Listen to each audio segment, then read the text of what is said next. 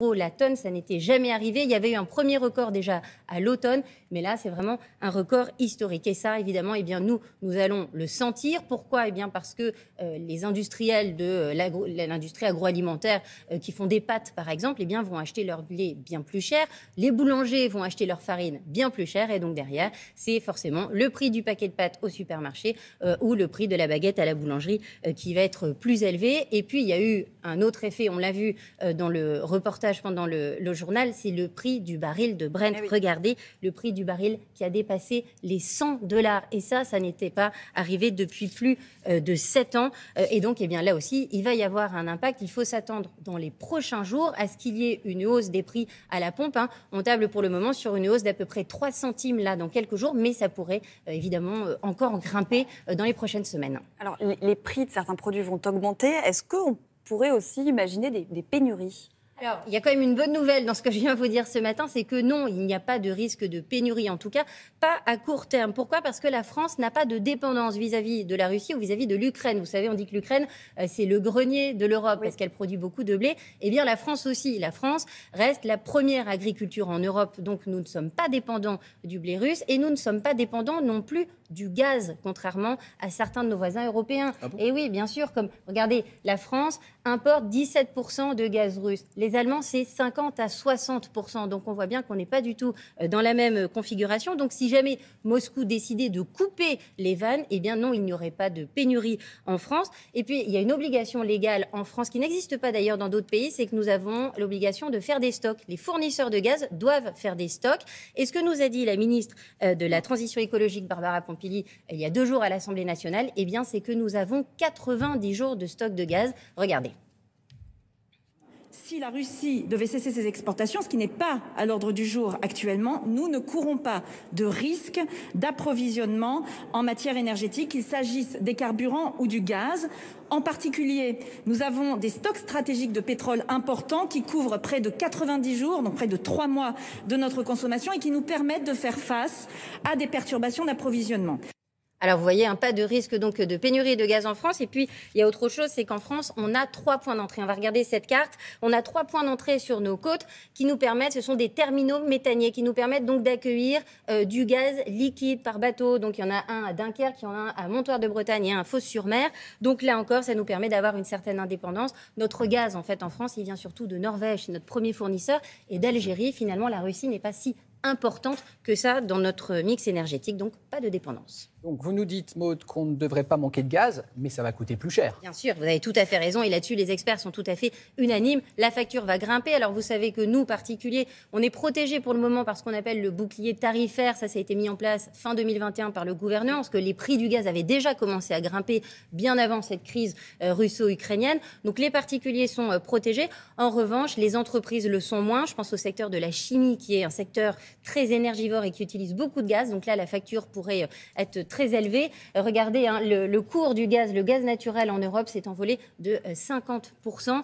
Donc Bercy est en train de réfléchir à des solutions. Et puis surtout, il y a toutes ces sanctions que l'Union européenne a décidé de prendre cette nuit avec les États-Unis. Et ça, on les détaillera dans un peu plus d'1 heure. Oui. Justement, on verra ça donc avec vous dans 1 heure, ces sanctions économiques qui pourraient être adoptées contre la Russie. Dans tout conflit, il y a la guerre de la communication, ça s'appelle la propagande. D'ailleurs, ça vient du russe propaganda. Voilà. Vous êtes, Thomas, penché sur ces fameuses fake news et ces fausses informations qui circulent. Il y a une image qui a attiré votre attention hier. Oui, parce que cette image, vous allez la voir, elle circule en masse sur les réseaux. Bon, c'est le principe d'une image qui est spectaculaire et qui est absolument crédible. On y voit quoi ? On y voit un avion qui serait donc un avion russe, intercepté ou en tout cas en phase d'interception par la défense antiaérienne ukrainienne. En tout cas, c'est tel que c'est tweeté et retweeté. Or, après enquête, et c'est ça qui est pratique en fait aujourd'hui avec la technologie, c'est qu'on peut sourcer toutes les images. Il suffit de mettre l'image et de la faire mouliner sur un ordinateur et on s'aperçoit qu'en fait cette image, elle est tirée d'un jeu vidéo. Un jeu vidéo interdit aux moins de 16 ans qui s'appelle Arma 3, qui est un jeu de simulation tellement bien fait que vous pouvez prendre n'importe quelle image extraite de ce jeu et puis ensuite vous les contextualisez comme vous voulez parce que c'est pas la première fois que cette image-là est apparue et a été déjà retweetée. Utilisée. On va revenir quelques jours en arrière. On est le 17 février maintenant. On va découvrir une image d'une école maternelle de Stanitsia Luhanska, à la frontière du Donbass.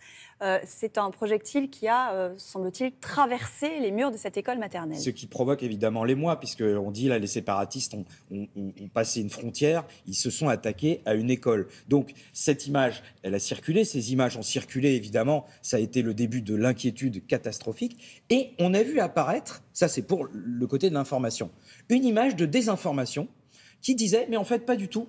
Ce trou, il existe depuis longtemps. Ce trou, c'est un trou qui a été fait par une pelleteuse qui est devant. Et regardez, la pelleteuse, elle est là et elle a fait le trou. Eh bien, ça, c'est de la désinformation. Et comment on le sait ? Eh bien, parce que là encore, il y a des gens qui se sont penchés sur cette petite pelleteuse et qui ont vu que c'était tout simplement un montage Photoshop.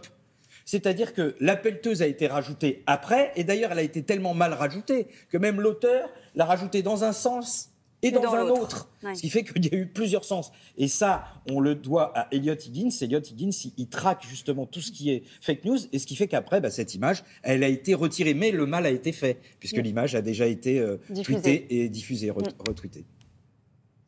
Autre image qui circule en masse sur les réseaux, Thomas, c'est celle d'une jeune fille qui serait ukrainienne et qui se préparerait à la guerre. Exactement. On la voit d'ailleurs. Et là encore, on est dans le cas de ce qu'on appelle... Un mème, c'est quoi ? C'est une image qui revient tout le temps.